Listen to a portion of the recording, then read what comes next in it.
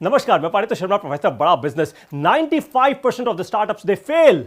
इस कोर्स को देखने के बाद ना ये नंबर बहुत कम हो जाएगा। ये कोर्स उन सभी प्रोफेशनल सोलोप्रेन्योर्स, एंटरप्रेन्योर्स और स्टूडेंट्स के लिए है जो सक्सेसफुल स्टार्टअप करना चाहते हैं। आई एम श्योर आप में से बहुत सारे लोग सक्सेसफुल एंटरप्रेन्योर बनना चाहते हैं, स्टार्टअप करना चाहते हैं।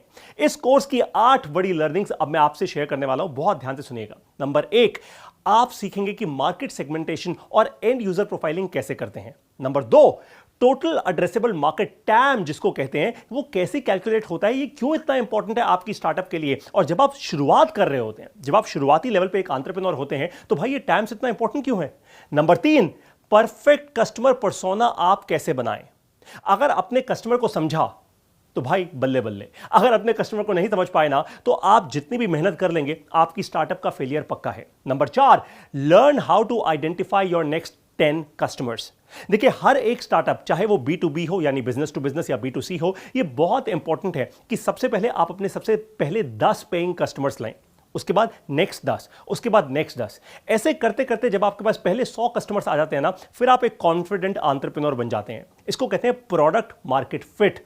कैसे आप वो अचीव करेंगे आपको पता लगेगा इस कोर्स के अंदर। नंबर 5, आपकी स्टार्टअप का कोर क्या है। जैसे एक बिल्डिंग का भी कोर होता है ना, हर एक बिल्डिंग की एक फाउंडेशन होती है, वैसे ही आपकी स्टार्टअप की भी एक फाउंडेशन होगी। उसका कोर क्या है ये कैसे पता लगेगा आपको। बहुत सारे एंटरप्रेन्योर्स ना बिजनेस तो बना लेते हैं, कोई पान की दुकान लगा लेता है, कोई कुछ कर लेता है, लेकिन वो अपनी स्टार्टअप का कोर नहीं जान पाते और इसलिए बाद में बहुत जगहों पे धक्के खाते हैं और बहुत सारी बिजनेस मॉडल्स को ट्राई करते हैं। वो ट्राई एंड बाय स्टार्टअप पे नहीं चलता भैया, कैश फ्लो खत्म हो जाता है, कैश रुक जाता है और उसके बाद आपका जो रनवे होता है यानी फंड्स जो होते हैं आपके बैंक में सूख जाते हैं, स्टार्टअप फेल हो जाती है।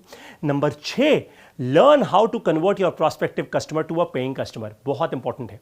बहुत सारे लोग कहते तो हैं भैया मेरे पास इतने सारे कस्टमर हैं, पर अगर आपका कस्टमर आपको पे ही नहीं कर रहा या आपका प्रोडक्ट मान लीजिए आपको लगता है 500 रुपए का है, कस्टमर कहता है जी 100 रुपए का है, हो गया ना मिसमैच। तो अगर आपका कस्टमर आपको पे करने को तैयार नहीं है तो आपकी स्टार्टअप कभी सक्सेसफुल नहीं होगी। Number 7, super solid business model कैसे बनाएं, सबसे क्रिटिकल होता है। बहुत सारे एंटरप्रेन्योर आज की दुनिया में ये सोचते हैं भाई फेसबुक जैसा प्लेटफॉर्म कोडिंग करेंगे, बना लेंगे, ऐसे कमरे में बैठे बैठे मार्क ज़करबर्ग ने भी बना लिया तो मैं भी बना लूंगा, कौन सी बड़ी बात है ना। कस्टमर अपने आप आ जाएंगे, वो अपने पैसा देंगे। ऐसा नहीं होता भाई।